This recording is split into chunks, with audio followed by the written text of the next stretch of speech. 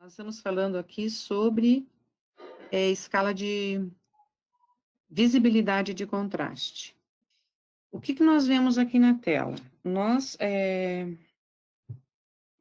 Então, só voltando aqui, né? O que nós vamos apresentar? Nós vamos falar da imagem médica. Com relação aos monitores de laudo, vamos falar sobre a classificação e os requisitos mínimos para que eles possam atuar como monitores diagnósticos. Nós também tivemos a publicação recente de uma legislação nacional, até então, né, ausente em relação a monitores médicos, e também como fazer a estruturação de um serviço de laudo customizado e também de teleradiologia. Um dos fatores preponderantes quando nós falamos em qualidade de imagem é sensibilidade de contraste. É isso que define praticamente a maior parte dos diagnósticos. Então, nós vemos aqui na tela diversas letras com diferentes contrastes em relação ao fundo. A letra A, obviamente, tem um alto contraste em relação ao fundo. Mas se nós olharmos a letra H, ela quase desaparece. Pode ser que algumas pessoas estejam num ambiente cuja condição de iluminação seja bastante alta. Isso faz com que a visualização desta letra fique bastante complexa.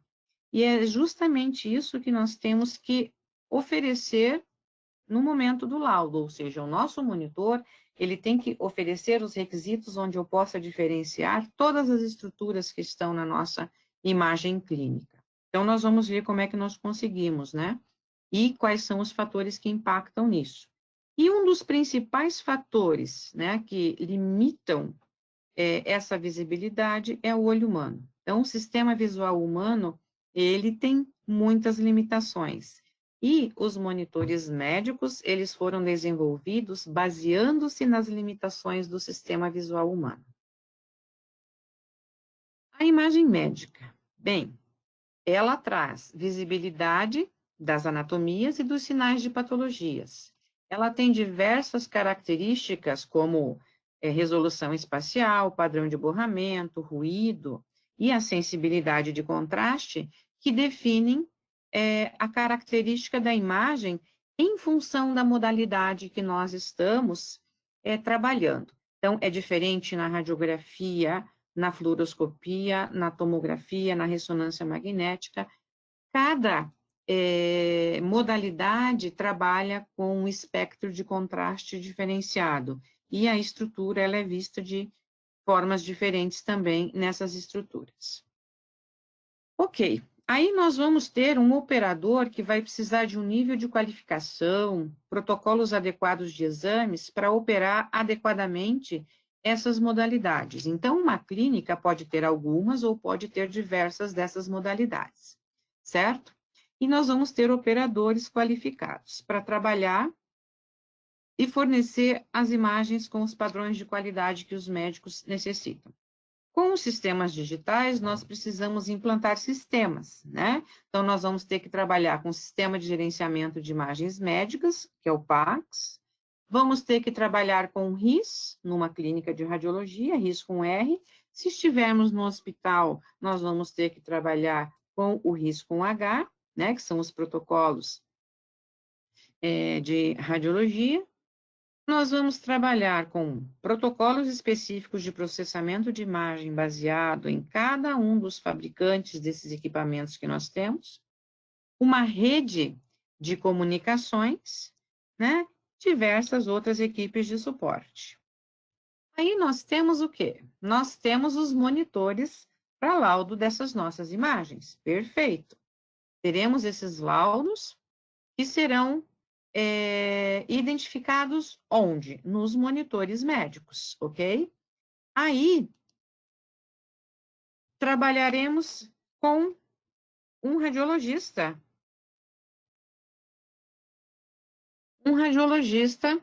em frente aos diversos monitores de laudo, certo? E o que que nós temos, então, diante de toda essa complexidade? Nós temos um investimento de milhares de dólares nas modalidades médicas, nós temos um investimento que é substancial nas equipes de trabalho, tanto na de operação dos equipamentos, como aqueles de redes de TI, um investimento substancial para o radiologista estar devidamente qualificado para laudar, né, diagnosticar, entender como essas imagens são apresentadas e como são as características das patologias. E quando a gente trata dos monitores médicos, as empresas estão pensando pequeno, elas estão pensando num investimento muito pequeno. Então, se você gasta milhares de dólares num equipamento de ressonância magnética, num PET-CT, você coloca um radiologista também super qualificado para visualizar a imagem em monitores que muitas vezes custam em reais, né? Eles são baratos. O pessoal não quer fazer um alto investimento. Muito bem. Aí fica a pergunta: do que valeu todo aquele investimento anterior se o que está sendo mostrado está sendo subamostrado? Não com todos os requisitos de qualidade de imagens necessários ao diagnóstico. Aí tem o papel do físico. Esse físico existe nesse local? Qual que é o papel do físico? Ele ajudou a identificar monitores com qualidade? Esses monitores que estão operando, mesmo que não sejam os diagnósticos, eles operam dentro de umas condições ótimas de visualização? Os monitores diagnósticos, eles são calibrados adequadamente? Então, existem muitas perguntas que devem ser feitas e nós vamos tentar responder até o final deste webinar aqui, como que nós podemos trabalhar. Então, vamos falar um pouquinho da sensibilidade de contraste, que é aquele item tão importante. Então, ela é a característica mais importante, que ela vai determinar o contraste do menor objeto que pode ser visualizado na imagem. Está relacionado, né, à modalidade, porque ela vai dizer qual que é o contraste físico gerado por essa imagem e qual que é o menor que pode ser visualizado. Então, muitas vezes, nós precisamos trabalhar com contrastes muito baixos, escalas de baixo contraste. Então, você imagine ver uma massa de tecido mole cercadas por tecidos moles normais. Então, é o início de um tumor, né, de baixa densidade, cercado por tecidos moles normais. Então, isso precisa ser diferenciado nessa imagem médica. Levando em consideração, como eu comentei com vocês, que como que o sistema visual humano percebe esse contraste em relação ao fundo, né? Então, qual é o valor da luminância desse monitor e que valor está sendo dado a essa estrutura anormal que está sendo mostrada na tela? Em que ambiente que esse radiologista está trabalhando? Se for, né, num ambiente com muita luminosidade, esses sinais clínicos sutis podem não ser percebidos. Isso pode gerar um diagnóstico incorreto. O olho humano tem suas limitações. Ele não responde da mesma forma a todos os contrastes num padrão de luminosidade de forma linear. Quando a gente está num nível de luminosidade baixo, nós podemos notar pequenas mudanças na luminância, ou seja, vemos estruturas com um contraste menor. Mas, se essa luminância aumenta, nós podemos perder alguns níveis de cinza, digamos assim, né? Alguns níveis de luminância. E, depois de estabelecido o padrão ideal de contraste, contabilizando a luz ambiente, você deve manter esses padrões para que todos os diagnósticos sejam realizados neste mesmo ambiente. Por isso, né, que nós temos os chamados monitores diagnósticos, que são esses monitores mais grandes, com 21 polegadas, né, de diagonal, e eles têm determinadas características que são peculiares apenas à área médica.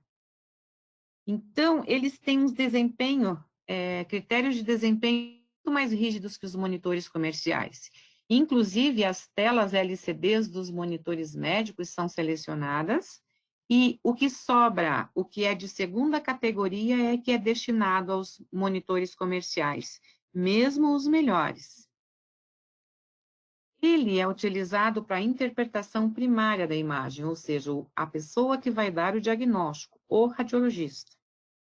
Ele vai ter características de desempenho extremamente aprimoradas, como estabilidade do nível luminância, né, quanto em nível de luminância, quanto em uniformidade da luminância, ou seja, um circuito consegue manter ao longo de toda a tela níveis de luminância que são muito próximos entre si. Eles têm densidades de pixel muito maiores, ou seja, eles têm muito mais pixel por unidade de área, uma matriz muito maior, consequentemente, os pixels são menores, né? Então, os nossos menores elementos de imagem que impactam na resolução espacial são bem menores. Eles exibem menores níveis de ruído, porque eles têm ferramentas de autoajuste da luminância ao longo de toda a sua vida útil. Eles têm uma maior profundidade de bits, consequentemente, eles podem exibir uma escala de cinza muito mais ampla do que os monitores convencionais. E o que é muito importante, eles têm uma funcionalidade de autoteste, né, que nós já vamos ver na sequência, que eles ficam verificando, tem um software, né, na verdade, no monitor, porque ele é um computador, ele não é um monitor, e ele fica todo o tempo verificando a uniformidade dos níveis de cinza e comparando com uma escala padrão. E ele consegue recolocá-los dentro dos níveis de referência da ICON GSDF, que já vamos discutir, também ao longo do... Então, eles trabalham dentro de critérios de desempenho extremamente rigorosos e, consequentemente, eles são muito mais caros que os monitores comerciais. Eu costumo dizer para os fabricantes do nome de monitor médico, porque aí parece-me que é um monitor, se não é, ele é um equipamento de diagnóstico. Ele custa quase como, né, um equipamento de ultrassom, porque ele é um equipamento. Ele não é um monitor, ele é um sistema. Então, por isso que eles são realmente muito mais caros. Eles são classificados em diversas categorias, então eu acabei de explicar para vocês o diagnóstico. Cada um tem requisitos específicos por modalidade e os valores das luminâncias variam entre 400 e 1.200 candelas por metro quadrado. Depois nós temos os monitores por modalidades, que eles podem ou não estar ligados à modalidade, né? Mas normalmente esses por modalidades são os equipamentos utilizados nos workstations, né? Nos consoles de trabalho, dos equipamentos de tomografia, de ressonância, nos equipamentos de ultrassom, e o desempenho desses monitores vai afetar diretamente a aparência da imagem em outros monitores, porque o primeiro pós-processamento é realizado neste monitor. Depois nós teremos os monitores por especialidades clínicas, utilizados para revisão, antes ou independentemente da leitura primária para o radiologista. Ele pode estar num centro cirúrgico, num pronto atendimento, numa UTI. Por isso, né, a visualização da imagem deve ser similar ao que o radiologista viu ou verá. Então, os requisitos são similares ao monitor de diagnóstico, então as mesmas ferramentas de ajuste de controle, só que menos rigorosos. E as luminâncias também podem ser menores, entre 250 e 350 candelas por metro quadrado. E os monitores para registros eletrônicos, que podem estar em consultórios médicos, salas de exames, planejamento pré-cirúrgico, e assim por diante. Então, são diversas as categorias, e o que nós temos que encaixar? Nós temos que encaixar onde nós estamos. E se nós estamos falando em diagnóstico primário, temos que trabalhar com monitores diagnósticos. Aqui nós temos alguns monitores comerciais, então é o Apple, tem o Samsung, tem o Dell. Então, eles podem ser úteis sim para algumas aplicações, mas a literatura diz que são limitadas na imaginologia médica.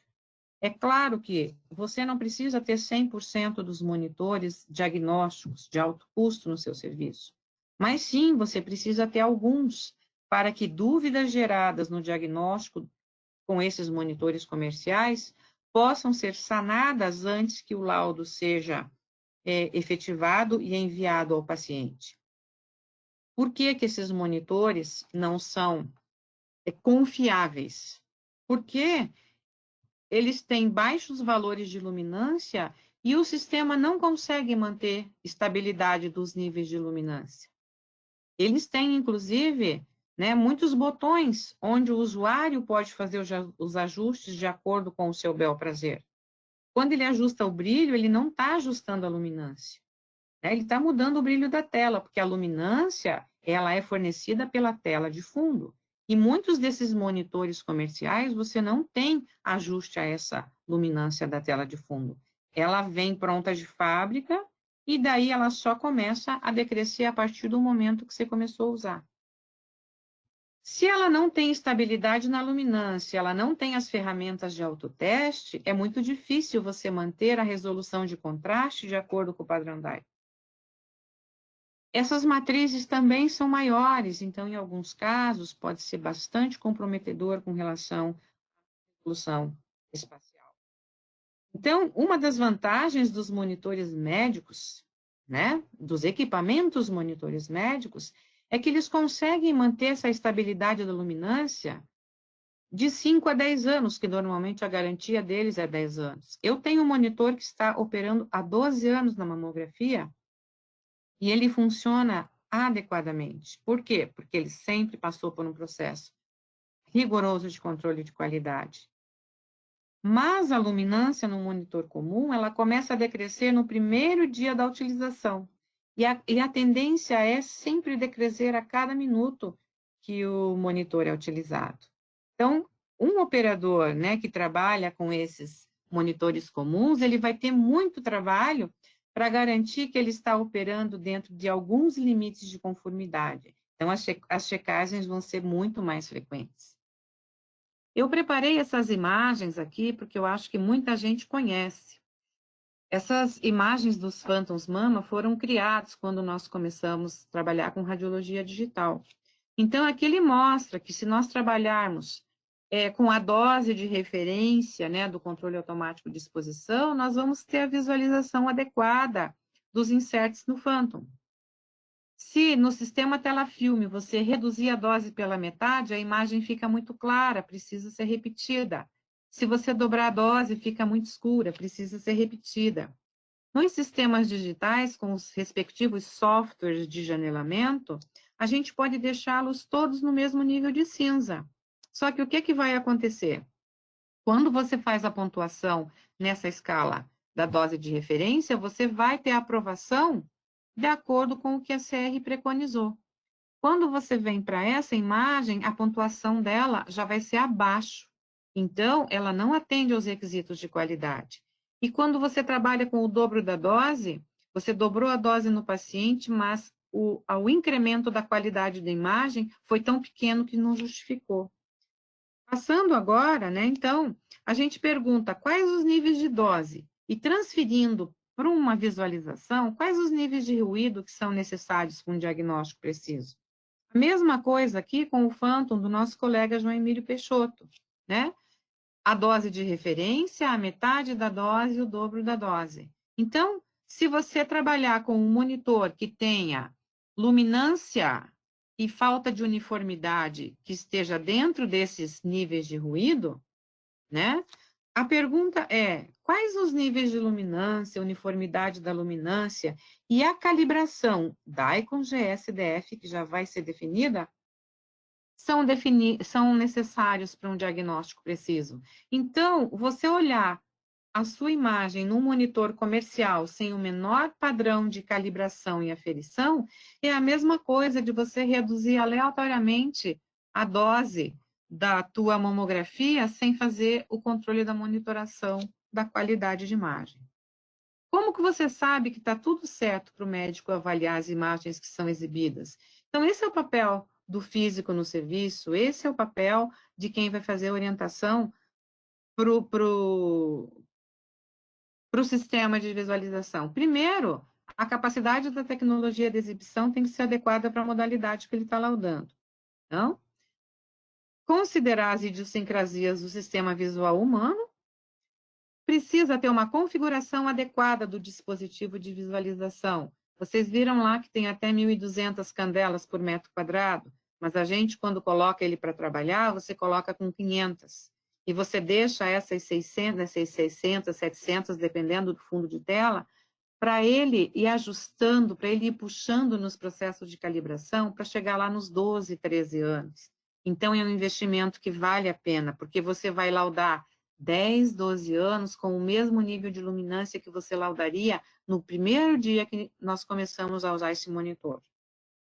É preciso fazer calibração para garantir que os níveis de contraste exibidos sejam visualizados pelo olho humano. Precisa estar num ambiente de visualização adequado, controle, né, dos softwares dessa estação de trabalho, porque mesmo que você não esteja interferindo manualmente para a calibração, o software está trabalhando para fazer as correções necessárias, e uma manutenção ativa da qualidade da imagem e da iluminação ambiente. E o menor componente que a gente pode exibir é chamado de pixel. Então, essa é uma preocupação bastante grande. Então, está bem claro na literatura, assim, para mamografia tem que ser o de 5 megapixels. E o CBR está aceitando de 3 megapixels também, né, para fazer o processo do selo. Mas o que isso significa, né?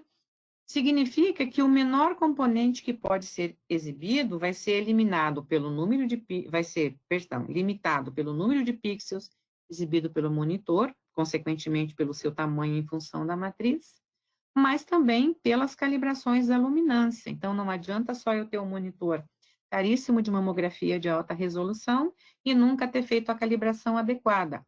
Então, o nível de cinza, que a microcalcificação de baixa densidade deveria ser exibido, não está sendo amostrado porque o sistema não está calibrado. Então, quando nós olharmos aqui, o radiologista vai saber qual que é o tamanho da estrutura que ele precisa ver. Então, ele vai correlacionar a tamanho, né, da matriz desse monitor. Mas a pergunta é, de novo ali, ó, está faltando uma informação importante. O que é esse DICOM GSDF? Então, não basta só ter resolução, precisa estar calibrado. Então, como nós já sabemos, né, todas as imagens médicas são exibidas no padrão DICOM, que é a função padronização da escala de cinza. E esse GSDF é a escala de cinza padrão que deve ser mostrada. Então, foi publicada pelo ACR e pelo NEMA, e ele vai fornecer diretrizes rígidas como os testes de calibração devem manter a exibição dessas escalas de cinza. E o resultado é um mapeamento dos níveis de luminância versus etapas na percepção visual. Então, essa curva DICOM GSDF, ele vai descrever uma saída específica em escala de cinza num intervalo que é definido, que eles são quase lineares na percepção e estão dentro do padrão de percepção do olho humano. Essa calibração pode ser feita tanto por fotômetros internos, que estão já acoplados a monitores que são mais novos, né? Uma tecnologia mais recente, acho que de uns 6, 7 anos, e nos mais antigos você faz a conexão via sensor externo comprado diretamente do fabricante, porque só ele vai ter acesso a esse software específico do fabricante. Depois a gente comenta uma peculiaridade. E é isso que ele vai mostrar, olha, esse experimento, né, mostrou que 50% dos visualizadores, né, dos observadores, viam 50% dos níveis de cinza mostrados, né, como contraste em relação a esse fundo. E assim construiu-se essa curva DICOM, que é a nossa curva de referência. Então, quando nós acoplamos um fotômetro ou acionamos o fotômetro, ele vai checar todos esses níveis de luminância. Se ele estiver fora dessa curva de referência, ele vai tentar fazer as correções e jogar o mais próximo possível.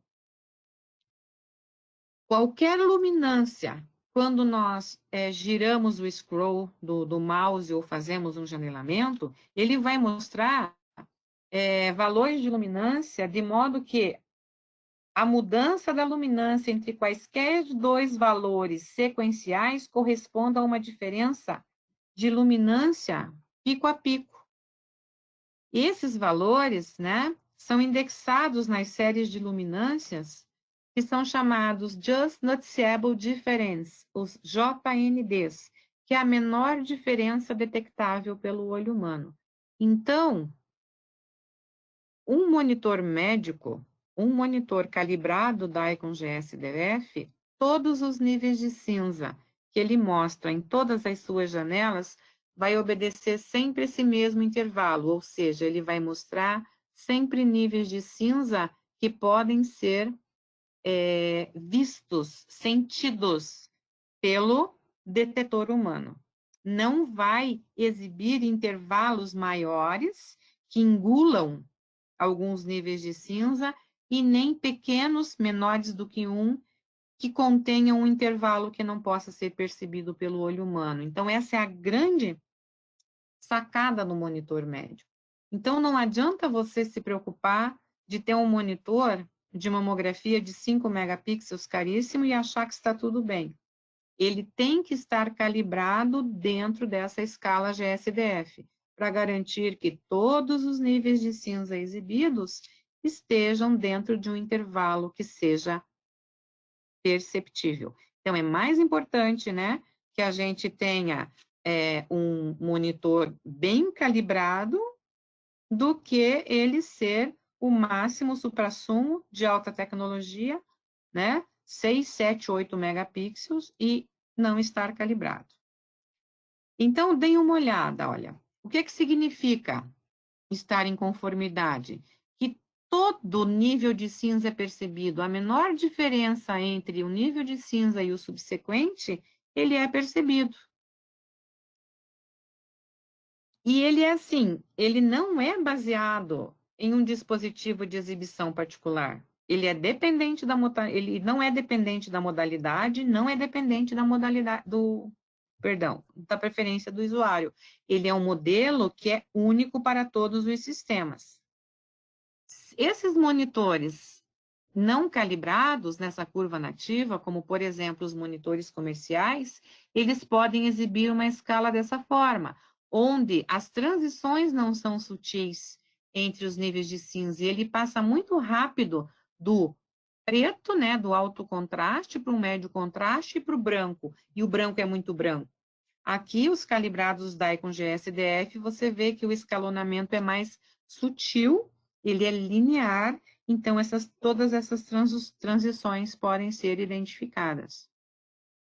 Numa imagem médica, né? Então, o que ele vai fazer? Ao invés de ter esses intervalos que são muito grandes entre dois níveis de cinza, que mostram numa imagem com essa característica um alto nível de ruído, porque você tem saturação em algumas regiões e ausência de informação em outras regiões, quando nós mostramos uma imagem adequadamente calibrada, ela é perceptivelmente linear, como o médico está acostumado, né?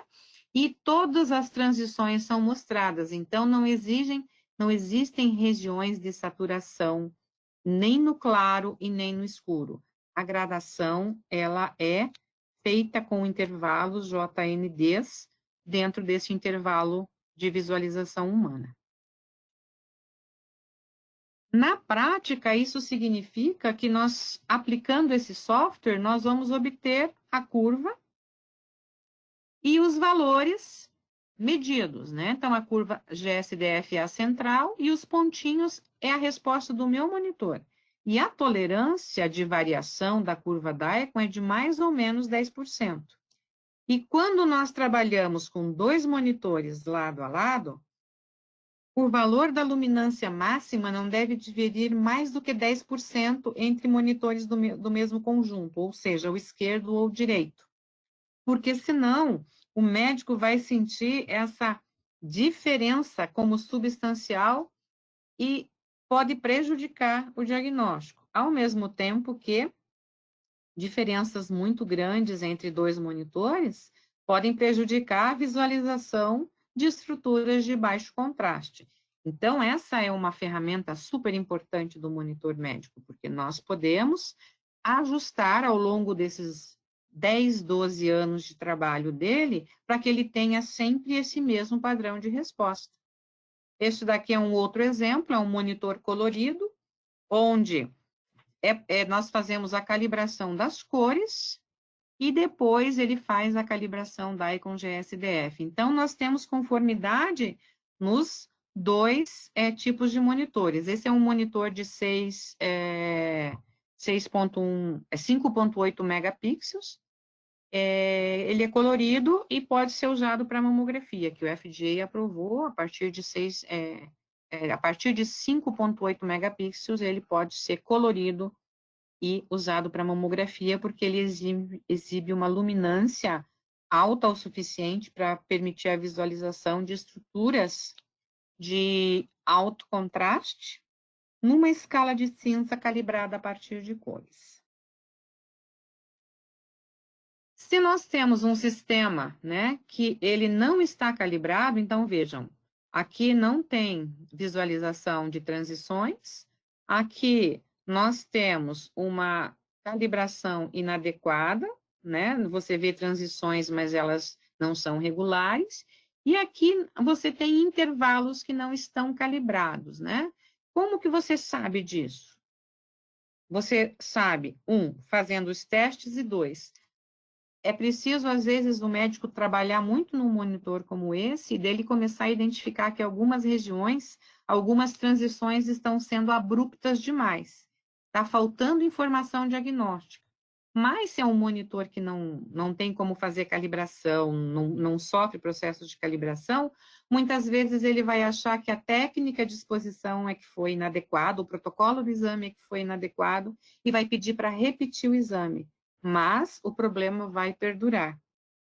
Por exemplo, né? Nós temos aqui monitores comuns, esses são monitores Dell, muito utilizados para laudo. Eu fiz a curva deles com um detetor, com um fotômetro da Radical, né, que não é do fabricante, e essas são as curvas Dicom que eles exibem, né? Então, esses monitores utilizados para laudo, no monitor esquerdo, 74,9% de desvio da curva Dicom e apenas 5 valores dentro do limite de tolerância. O direito tem uma variação de 101,6% e apenas 6 valores dentro do limite de tolerância. Então, e se nós montarmos a curva de conformidade com o Dicom, que seria o verde, nós vamos observar que ambos os monitores se desviam substancialmente dos resultados dos níveis de cinza esperados.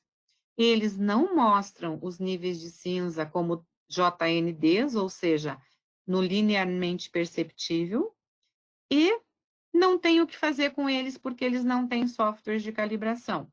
E como a diferença está muito grande entre os dois, né? A imagem que for laudada no monitor esquerdo vai ter um padrão diferente da que for laudada no monitor direito. Então, essa é a resposta científica para esse padrão de desempenho deste monitor. A vantagem de você trabalhar com um monitor diagnóstico é que todos os controles de qualidade podem ser realizados de modo remoto.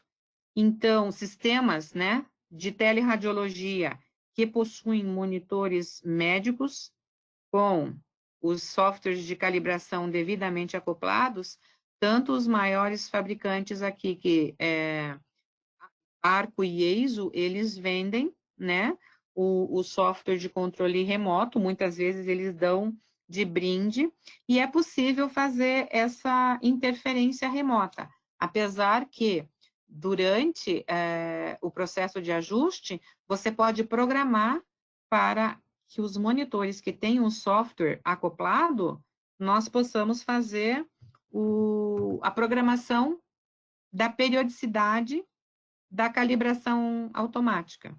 E podemos fazer o monitoramento via remoto, interferência remotamente, caso identifiquemos que algum processo não deu muito certo.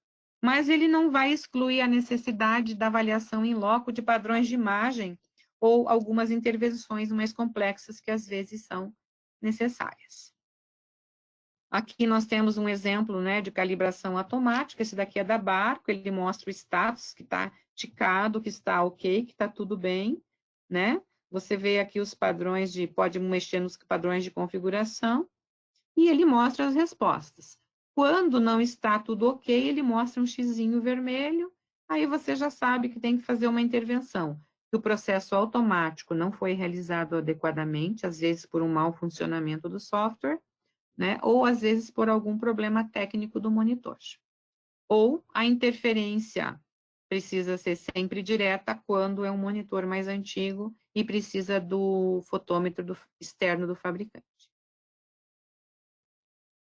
Aqui, né, um exemplo, que ele realizou a calibração automática, deu o status do not ok, aí você vai e faz intervenções, tem muitas, 99,9% das vezes você resolve. Às vezes, é baixado um drive de atualização, esse software veio com bug e ele dá essas respostas. Então, a gente já age rapidamente, o fabricante já faz essas correções, às vezes instala-se a versão anterior e você coloca o sistema dentro dos padrões de conformidade novamente.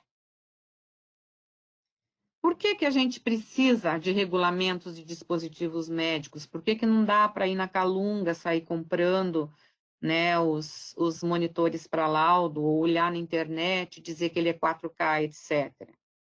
Né? Porque a gente precisa fornecer ao paciente qualidade e segurança, e os dispositivos médicos são mais eficazes. Então, e no caso, né, esses controles restringem o acesso a produtos não seguros. E dispositivos médicos são produtos regulamentados a nível mundial, né? Você tem que saber o que foi construído, como é comercializado e como manter. Então, existe toda uma regulamentação. E esses produtos, né, são liberados para venda para uma finalidade específica, sendo ilegal o uso de produtos sem finalidade definitiva. E quando a gente fala em teleradiologia, ou radiologia e teleradiologia e COVID, né, ambos têm em comum o quê? Trabalho à distância, né? Então, esse trabalho à distância dos radiologistas, em função da pandemia, que comprometeu, né, a permanência nos ambientes de muitas pessoas, ou de pessoas com comorbidades, ou dentro de uma faixa etária de riscos, então, o que que você precisa fazer? Você pode, né, com a instalação de monitores nas residências, em outros ambientes diferentes daquela pequena sala de laudo, prover a distância adequada, segura os radiologistas, também permite uma atividade em home office, os pacientes que estão enquadrados, né, com risco aumentado para o isolamento social, e, né, permite, claro, né, que sejam feitos diagnósticos dos locais onde tem dificuldade de encontrar um médico qualificado para determinada modalidade. Então, a teleradiologia, ela veio para somar em tudo isso, ela já estava sendo bastante útil, né, já estava bastante operacional, mas com a Covid esse papel intensificou substancialmente. Então, é muito importante que a gente cumpra os requisitos da legislação para que nós possamos trabalhar de forma segura remotamente. E nós tivemos, em 2019, a publicação da RDC 330 e suas instruções normativas, que diz que no serviço de teleradiologia, ele pode, né, realizar os serviços garantindo as características técnicas e compatibilidade das estações remotas de trabalho. E ele diz no artigo 74 que monitores utilizados para laudos devem ser específicos para este fim, né? De acordo com a característica de cada modalidade, e é proibida a utilização de monitores convencionais não específicos para essa modalidade. Então, ela está em vigor desde dezembro de 2019. Talvez algumas clínicas nem tenham conhecimento, mas é importante já começar a adaptação, né, e a substituição destes monitores convencionais pelos monitores médicos. Por quê? Porque nas instruções normativas nós temos aqui algumas características que eles devem cumprir. E algumas delas, principalmente a uniformidade da luminância, pode ser, né, que os seus monitores convencionais eles não passem no teste e nós não tenhamos, né, nenhuma condição de colocá-los em conformidade.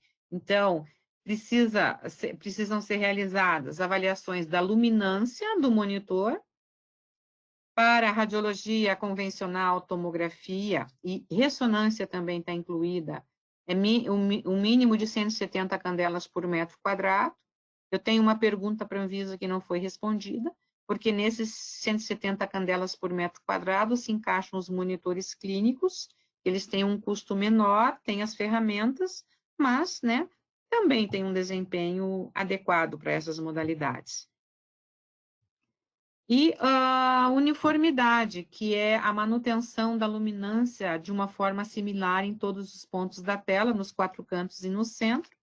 Se for para radiologia, tomografia e ressonância, até uma variação menor ou igual a 30%, e para os de mamografia, menor ou igual a 20%. Mas o que falta aqui?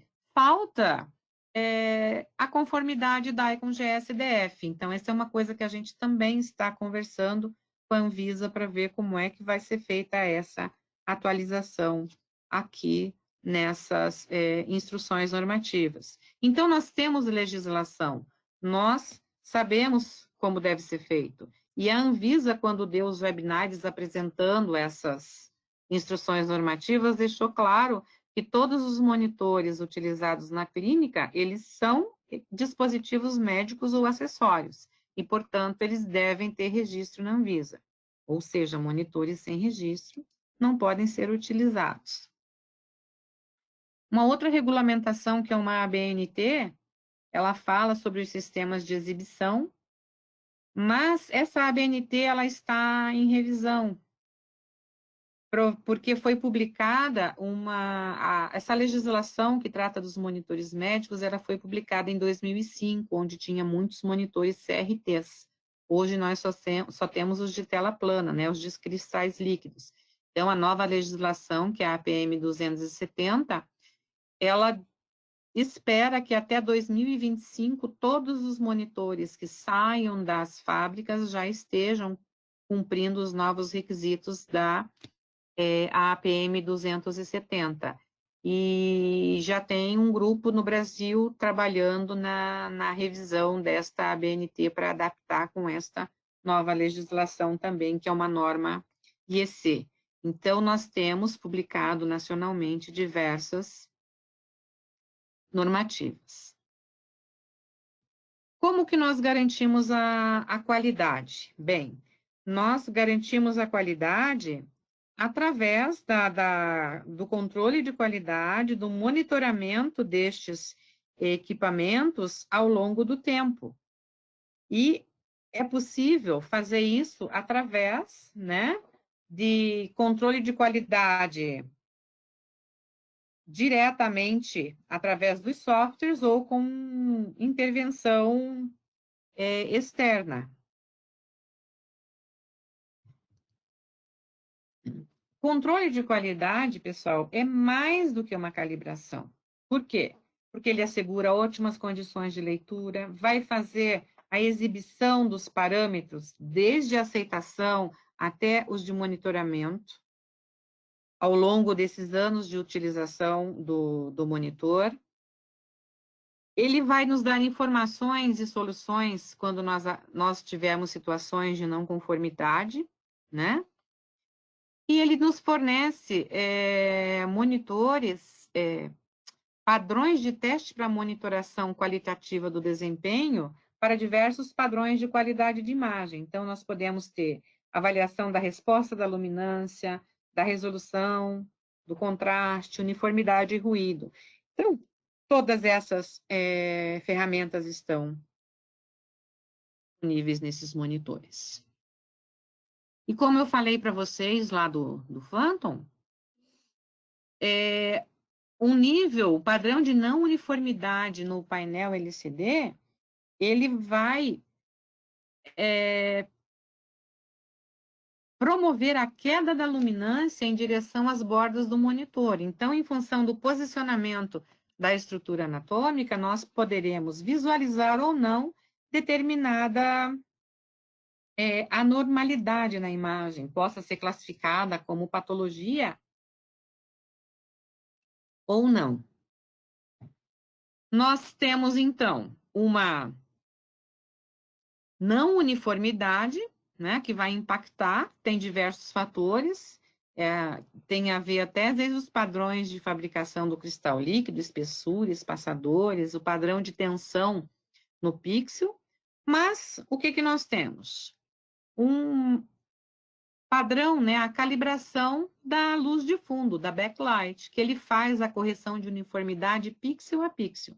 Então, você coloca lá, o software fica atuando, e quando você vai medir novamente, essas correções foram efetuadas e o monitor está pronto para o trabalho normalmente. Então, isso significa, né, que eu não vou trabalhar nessa região sempre. Eu vou trabalhar sempre dentro das ótimas condições de operação. Então, aqui nós temos alguns exemplos de fotômetros. Nós temos aqui os fotômetros externos dos fabricantes, que eles são conectados no computador, né? E posicionados no centro da tela. O software abre para a gente esta imagem, como vocês já viram lá na curva Dicom, nós posicionamos no centro da tela e ele faz as leituras. E tem alguns monitores mais novos que ele tem esse fotômetro interno acoplado também. Ele é pequenininho, ele é no cantinho.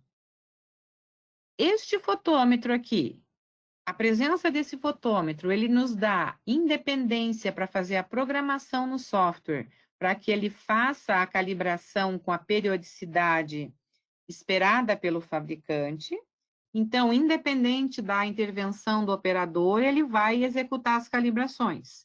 Nem sempre dá 100%, como eu falei para vocês, tem às vezes algumas intercorrências.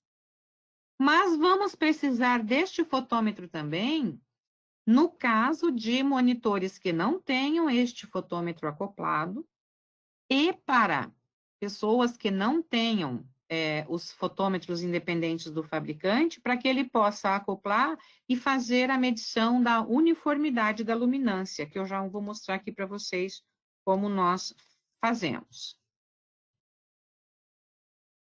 As avaliações qualitativas pós-calibração são realizadas por padrões de controle de qualidade que fazem parte, né, dos requisitos de qualidade e são oferecidos pelo software do fabricante. Então, esse é um padrão bem completo, chamado TG18. Ele foi desenvolvido para monitores CRT, por isso fala-se em distorção, etc., né?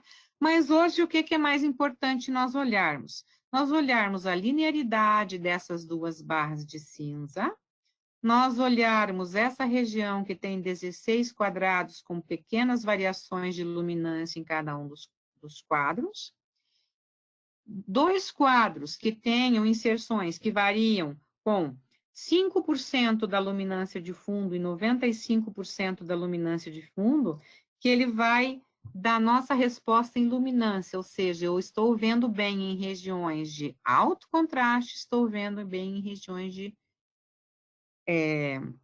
baixo contraste, alta luminância, baixa luminância. E aqui tem as palavras Quality Control escritas, que nós precisamos fazer uma avaliação com o sistema calibrado e identificar até que letra que nós estamos vendo. Ótimo, na aceitação foi assim. Se ele tem que manter os padrões de luminância por 10 anos dessa forma, então eu vou sempre trabalhar na calibração para tentar deixar que eu veja sempre o mesmo grupo de letras nos grupos de contraste. Como nós estamos falando de aumentar o uso da teleradiologia com a questão da COVID, nós precisamos entender, né, que esse centro de laudos, eles têm uma estrutura enorme que precisa ser montada para que você tenha uma teleradiologia adequada. Então, você vai ter os sistemas de aquisição de imagens, o pessoal de TI que vai trabalhar nas formas de compressão que tem que ser sem perdas, o armazenamento dessas imagens para transmissão, as redes de transmissão, que tem que ser com alto padrão de desempenho, porque as imagens são muitas, então os arquivos são grandes. E aqui do lado estará o nosso radiologista. Então, o nosso radiologista, perdão, o nosso radiologista está aqui. Então, vejam bem, aqui aquele superinvestimento na aquisição, o superinvestimento no processo, aqui também precisa ser um superinvestimento, porque aqui tem um superinvestimento nesse profissional. Então, o sistema de teleradiologia tem que ofertar qualidade de imagem. E esses requisitos também já estão definidos pelo Conselho Federal de Medicina, que todo serviço de teleradiologia tem que ter a infraestrutura adequada, né, para poder transmitir e permitir a visualização dessas imagens. E nessas questões, quando ele fala das extrações de trabalho e monitores, né, eles devem apresentar as seguintes características: resolução espacial e de contraste, iluminância adequadas às características diagnósticas da modalidade. Então, essa resolução é anterior à RDC, mas elas se somam, porque ele diz o que precisa ter, e a RDC diz quais são os limites. Ótimo, então a gente já sabe, né, que precisamos trabalhar dentro desses padrões de qualidade. Aqui um parênteses, porque o FDA aprovou um software chamado Perfect Loom, que ele diz que ele coloca qualquer monitor em conformidade DICOM, certo? Então, você pode usar uma versão free por 30 dias, fazer a calibração no seu sistema, mas para salvar as calibrações, é só com a versão paga, que custa $350. Tem que ter um espectrofotômetro, que custa, eu acho, uns R$2.500. Então, pensando assim, comparando com monitores médicos, parece que fica um sistema perfeito, não é? Não, não fica. Porque para você calibrar todas as cores de um monitor, um iMac, por exemplo, né, essa é uma resposta de um iMac. Você leva de 20 minutos a meia hora segurando o fotômetro ali na frente da tela, enquanto que os softwares automáticos dos monitores médicos fazem isso com os fotômetros acoplados. E nem sempre o resultado é adequado. Olhem, essa é a resposta da Icon esperada. E essa é a calibração que ele efetuou no iMac, que é muito utilizado, inclusive para laudar mamografia por aí, né? Então, está aqui, ó, o status, not OK. Então, você pode aplicar essa calibração para ele tentar colocar as cores dentro da escala de cinza GSDF. Em alguns sistemas ele consegue. Eu já fiz em alguns monitores, um monitor, né, na verdade, uma televisão LG que eu tenho aqui, que eu uso como monitor, e ele calibrou. Mas todos os outros que eu tentei, ele fica fora de conformidade. Por quê? Porque são sistemas diferentes, eles estão falando em linguagens diferentes, o desenvolvimento do sistema é diferente. O nível de luminância que a tela de fundo oferece, nem sempre ele dá o range necessário para que o software faça adequação dentro dos limites especificados pela luminância DICOM. Então, é assim, é apostar, né, que um carro 1.0 vai ter o desempenho do seu tão esperado 2.0. É um sistema que vai dar sempre muito trabalho e pode trazer sempre muitos riscos. Então, é uma aposta, talvez, num cavalo, né, que é meio que perdedor. Eu vou encerrar aqui só mostrando para vocês como que a gente faz o teste da uniformidade, então é posicionando o fotômetro nesses 4 cantos e no centro, né? E aplicando a equaçãozinha de correção com relação aos valores de luminância. Aqui, né, tem que ser menor que 0,3 para tomografia raio-x e ressonância magnética e menor que 0,2 para os monitores de mamografia.